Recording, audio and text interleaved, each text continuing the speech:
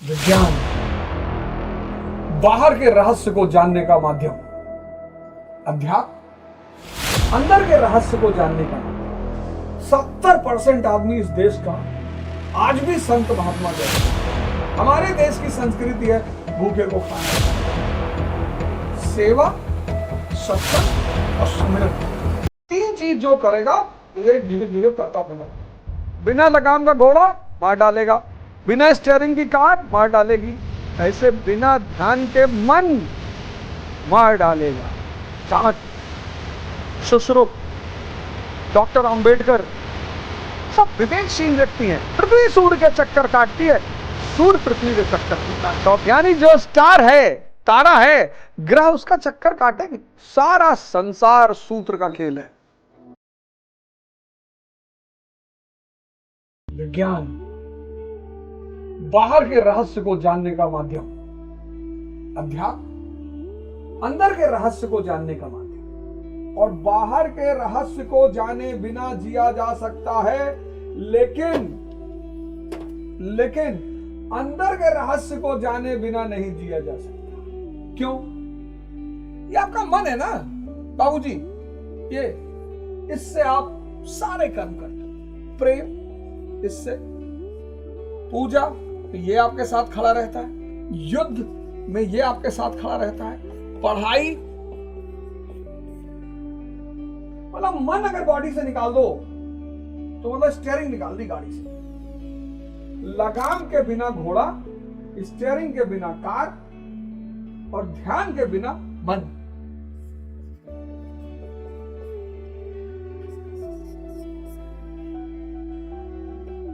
सत्तर 70% आदमी इस देश का आज भी संत महात्मा जैसा है। हमारे देश की संस्कृति है भूखे को खाना खिलाओ, प्यासे को पानी पिलाओ। हम चिड़ियों को पानी रखते हैं, खाना रखते हैं, दाना रखते हैं। 70-80% लोग इस देश के बहुत अच्छे हैं। और पूर्वांचल और बिहार का तो कहना ही क्या। बस एक चीज दोनों मिस कर रहे हैं और पूरा भारत मिस कर रहा है। क्या मिस कर रहा है? ध्यान। आज लोग क्यों परेशान हो गए? ये चीज, ये सेवा, सत्संग और सुमिरन, 3 चीज जो करेगा विवेक धीरे धीरे पैदा होना शुरू होगा। और जैसे ये रोशनी धीरे धीरे पैदा होनी शुरू होगी, आपके निर्णय बदलने लगेंगे, आपका व्यवहार बदलने लगेगा, आपकी वाणी बदलने लगेगी। तो सूत्र अगर पता है, फॉर्मूलाज, सारा संसार सूत्र का खेल है। गीता क्या है? सूत्र का साहित्य है। आप लोग गीता से पढ़ते हैं। मैंने देखा लोगों के मन में जो धार्मिक पुस्तकें पढ़ने का कारण है वो ये है कि अगर वो धार्मिक पुस्तकों को पढ़ेंगे तो उनका जीवन सुखमय होगा, स्वर्ग मिलेगा। जी बिल्कुल स्वर्ग मिलेगा। लेकिन जब तक आप उस सूत्र को समझेंगे नहीं तब तक स्वर्ग वर्ग कुछ नहीं है। कहीं स्वर्ग है नहीं। मतलब अरे बुद्ध ने एक बीमार आदमी को देखा।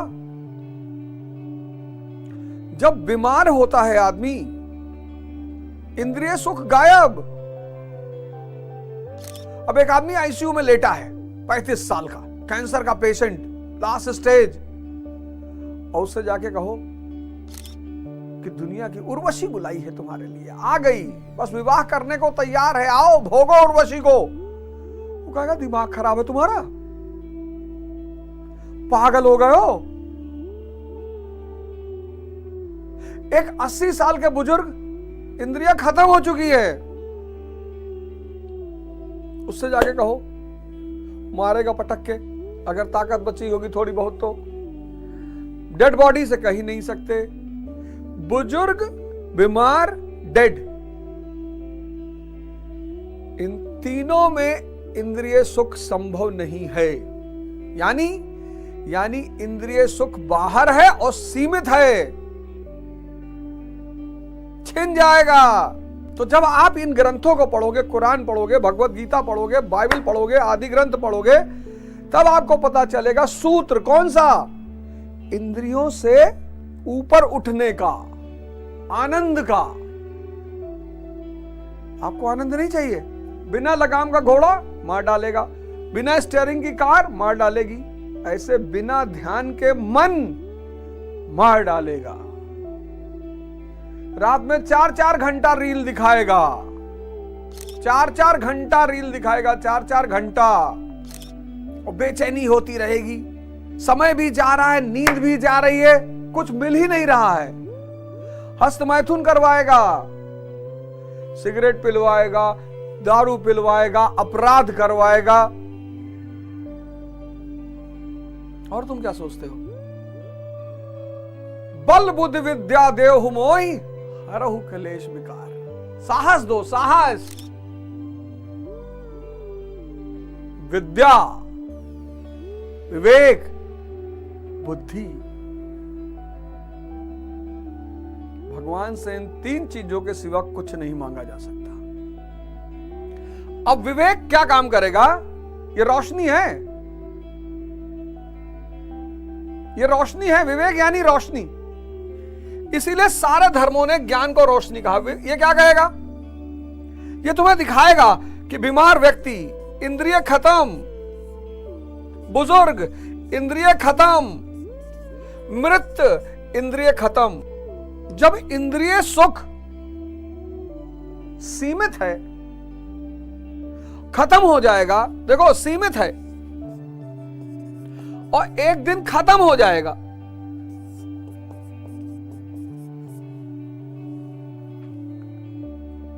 इंद्रिय सुख सीमित है और एक दिन खत्म हो जाएगा। जिसको कैंसर हो गया उससे जाके मिलो, कैंसर के पेशेंट से मिल लो और एक साथ 1 महीना उसके साथ रह लो, भाई साहब सन्यासी हो जाओगे आध्यात्मिक, अगर थोड़ा सा भी दिमाग जिंदा होगा। और बुजुर्ग तो सभी के घरों में है, मृत व्यक्ति सभी ने देखा। मणिकर्णिका घाट पे क्यों लोग ध्यान करते हैं जाके? बनारस का जो मणिकर्णिका घाट है वहां तुमको बहुत लोग ध्यान करते हुए मिलेंगे, क्योंकि शमशान में समझ में आता है कि अब मौत सारे सुख छीन लेती है। तो अब जब इंद्रिय सुख सीमित है और खत्म हो जाएगा, तो इसे पाने के लिए क्या पाप करना?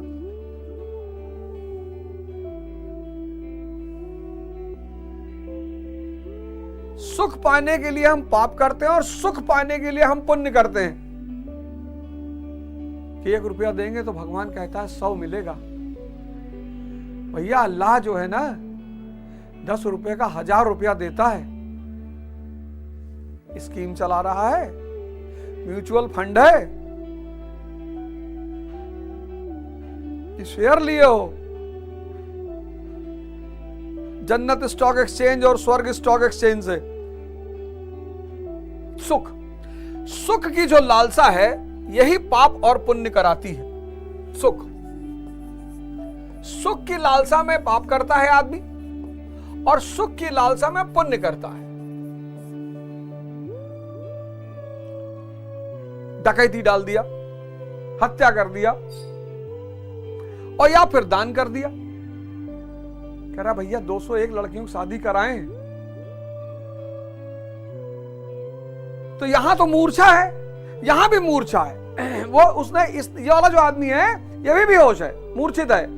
ये सोच रहा है 201 लड़कियों की शादी कराए, तो 201 लड़कियों की शादी में एक 10 लाख रुपया खर्चा किया, तो 50 लाख मान लो, तो 10 गुना।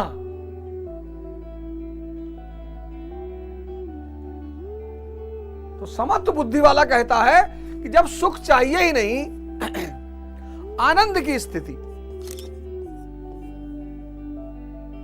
विचार शून्यता, अंदर कोई कोलाहल नहीं, कोई हलचल नहीं, चाणक्य, सुश्रुत, डॉक्टर अंबेडकर सब विवेकशील व्यक्ति हैं कि हमको क्लास के बाहर बैठा हो कोई बात नहीं। अहम वाला आदमी होता नहीं बैठेगा। डॉक्टर अंबेडकर के पास एक बहुत विशाल विवेक है। बैठाओ क्लास के बाहर, हमें तो पढ़ना है। ठीक है पानी मत पीने दो, हमें तो पढ़ना है। ये विवेक का काम है। अहम होता तो अरे कहता भाड़ में जाए पढ़ाई, भैया हम अपने घरे अपन काम कर ले, हम स्कूल ना आए। जिसकी बेइज्जती करोगे वो उस जगह पे नहीं जाएगा। सूत्र है ये। और जो विवेकशील आदमी जानता है कि इस जगह पे फायदा है, वो बेइज्जती भी सह लेगा। विवेक के साथ कर्म करना। किसके साथ? विवेक के साथ। अब 4 घंटा रील देख रहे हो,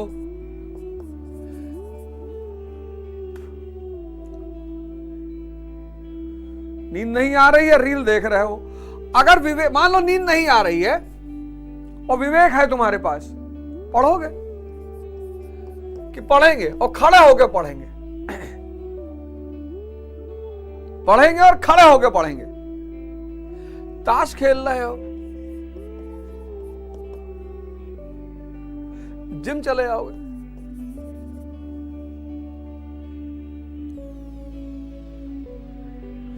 लूडो खेल रहे हो,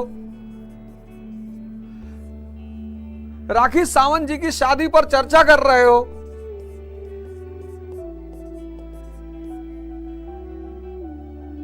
डोनाल्ड ट्रंप की कंपनी का क्या नाम है ये नहीं पता, डोनाल्ड ट्रंप किस पार्टी से ये नहीं पता, और चर्चा कर रहे हो राखी सावंत जी की शादी पर। इससे बढ़िया ध्यान कर लो। नींद ना आना समस्या नहीं है, समस्या है कि अगर नींद नहीं आ रही है तो कर क्या रहे हो। ये देखो, जो अविवेकी है वो ये करेगा, जो विवेकी है वो ये करेगा। समत्व बुद्धि योग, समत्व बुद्धि वाला पुरुष विवेक से कर्म करेगा। क्यों परेशान हो रहे हो, क्यों दुखी हो रहे हो? अज्ञानता सारे दुख का कारण है, इग्नोरेंस। देखो, कर्म कैसे करना है? विवेक के साथ। नींद नहीं आ रही रात में, कोई बात नहीं, पढ़ेंगे और खड़े हो गए। ताश नहीं खेलेंगे, जिम चले जाएंगे, शरीर की ताकत बढ़ रही है। कोई मुद्दा अगर नहीं है तो अनावश्यक बात नहीं करेंगे, ध्यान करेंगे, कर्म करेंगे विवेक पर आधारित। स्वामी विवेक आनंद। स्वामी किसका? सेंसस का, जिसके पास क्या है? विजडम।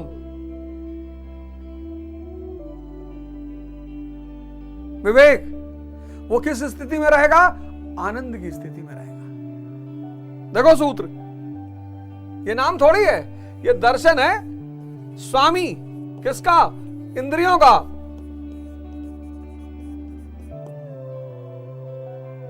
मन का, जिसके पास क्या है? विवेक है, आंतरिक रोशनी है। और जो स्वामी है इंद्रियों का और विवेक रखा हुआ है, वो आनंद की स्थिति में रहेगा। स्वामी विवेक आनंद। गीता का निष्काम कर्म और बुद्ध का प्रतीत समुत्पाद दोनों एक ही है। प्रतीत समुत्पाद क्या कहता है?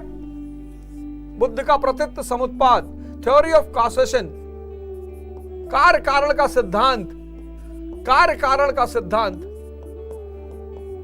यह कहता है कि हर चीज किसी ना किसी चीज का परिणाम है। तुमको संसार चाहिए, स्त्री चाहिए, सुंदरतम महल चाहिए, गाड़ी चाहिए, बंगला चाहिए, पैसा चाहिए, तुम शक्ति अर्जित करो, तुम फल की चिंता मत करो। यह प्रतीतोपात का सिद्धांत। यही बात कहता है निष्काम कर्म। देखना, निष्काम कर्म प्रतीत समुत्पाद कहता है कि तुमको संसार चाहिए ना, सुंदरतम स्त्रियां चाहिए, सुंदरतम पुरुष चाहिए, मर्सिडीज चाहिए, रोल्स रॉयस चाहिए, महल चाहिए, ये सब चाहिए, धन चाहिए।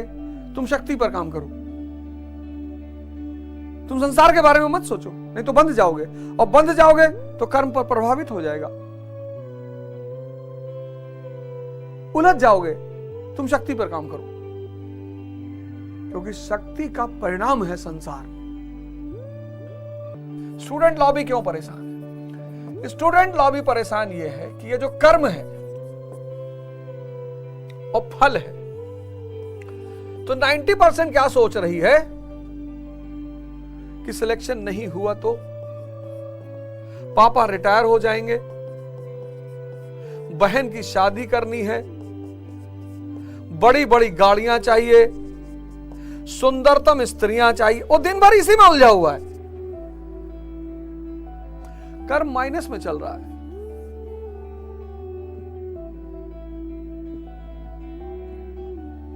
बंध गया ना फल से, फल ने बांध लिया, वो कर्म करने ही नहीं देगा। ध्यान क्या है? अब देखो ध्यान का महत्व।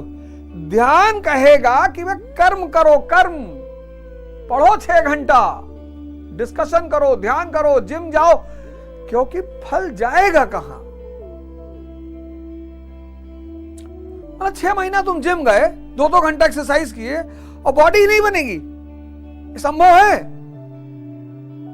तुम 6 महीना जिम गए, 2 घंटा एक्सरसाइज किए, 2 घंटा, और 6 महीने बाद बॉडी ऐसे की ऐसी है, संभव है?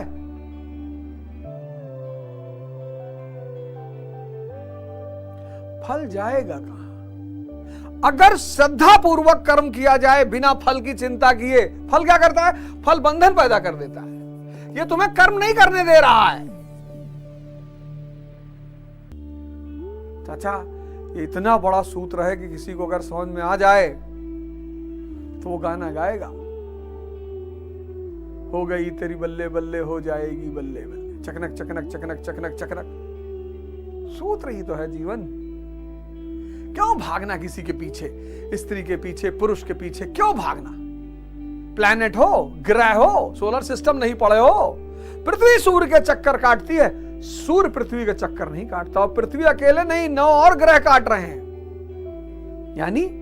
यानी जो स्टार है, तारा है, ग्रह उसका चक्कर काटेंगे। अगर तुम किसी का चक्कर काट रहे हो तो तुम ग्रह हो,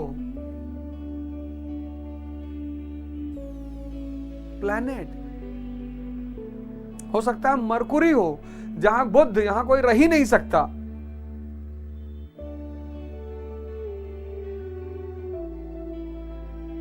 ध्यान क्या कहेगा? ध्यान विवेक को पैदा करेगा, और विवेक सिर्फ कर्म पे ध्यान देगा। और जब श्रद्धा पूर्वक कर्म होगा, भगवान खुद कह रहे कि जब श्रद्धा पूर्वक कर्म होगा, फल जाएगा कहां? सबसे क्रांतिकारी श्लोक है ये। जब कर्म आराधना बन जाए, पूजा, इसीलिए कुछ लोगों स्टेटमेंट था ना, कर्म ही पूजा है।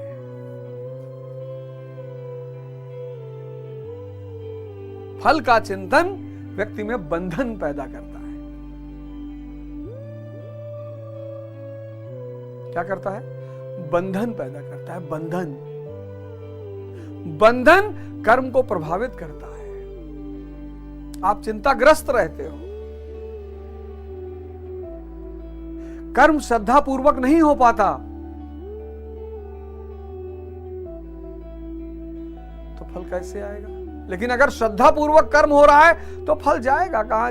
6 महीना 2 घंटा प्रतिदिन जिम में, वो बॉडी नहीं बनेगी।